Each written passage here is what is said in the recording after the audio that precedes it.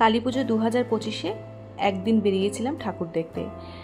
কটা ঠাকুর ছিল বাড়ির সামনে, তো হেঁটে হেঁটে চলে গেছিলাম সেই ঠাকুরগুলো দেখতে। প্রথমেই যে পুজো মণ্ডপে চলে গেছিলাম, সেখানে স্বাধীনতা সংগ্রামীদের বিভিন্ন ইতিহাস সেখানে লেখা ছিল, আর তার সাথে স্বাধীনতা সংগ্রামীদের বিভিন্ন ফটো সেখানে দেওয়া ছিল।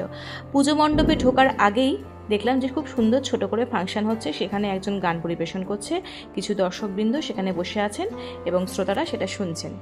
তারপরে পুজো মণ্ডপের মধ্যে ঢুকে আমরা কিন্তু ফটো তুলে নিচ্ছিলাম। তার মধ্যেই রাস্তা দিয়ে যাওয়ার সময় আমি লাইটিংয়ে সামনে দাঁড়িয়ে কিছু ফটো তুলে নিয়েছিলাম নিজের, আর দুজনেরও ফটো তুলে নিয়েছিলাম পুজো মণ্ডপের মধ্যে।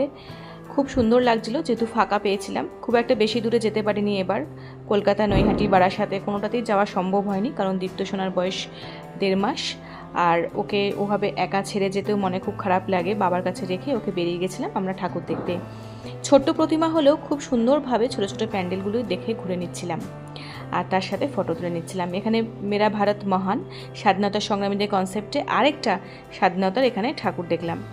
তো যেখানে যেখানে আমরা ঠাকুর দেখেছি ফটো তুলে নিয়েছি সেখানে দুজনের, আর খুবই ভালো লাগছিল। যেহেতু এবছর আমি দুর্গাপুজোতেও সেভাবে কোথাও বেরোতে পারিনি, আর কালী পুজোতেও সেভাবে বেরোতে পারিনি, একদিন তাও বেরিয়েছিলাম মায়ের দর্শন করার জন্য। রাস্তার ধারে লাইটিংগুলো খুব সুন্দরভাবে সজ্জিত ছিল, আর এখানে জবা ফুলের মতো একটা কনসেপ্ট তৈরি করা হয়েছিল ঠাকুরের, খুবই সুন্দর ছিল সেটা। আর প্রত্যেকটি 200 মিটার পরে পরেই একটা প্যান্ডেল হয়েছিল, আমরা ঘুরে ঘুরে দেখে নিচ্ছিলাম সেটা। যতটা সম্ভব চেষ্টা করেছি খুব কম সময়ের মধ্যে পুজো ঠাকুরটা দেখে সেরে ফেলে বাড়িতে পৌঁছানোর, কারণ বাড়িতে যেহেতু ওকে রেখে এসেছিলাম বাবার কাছে, তো মনের মধ্যে কষ্ট হচ্ছিল যে কি করছে ও, একা এতক্ষণ ছেড়ে রয়েছি, তাই জন্য। আর এখানে একটা প্যান্ডেল দেখলাম নারী শক্তি কনসেপ্টে বানানো হয়েছে, থিম ছিল নারী শক্তি।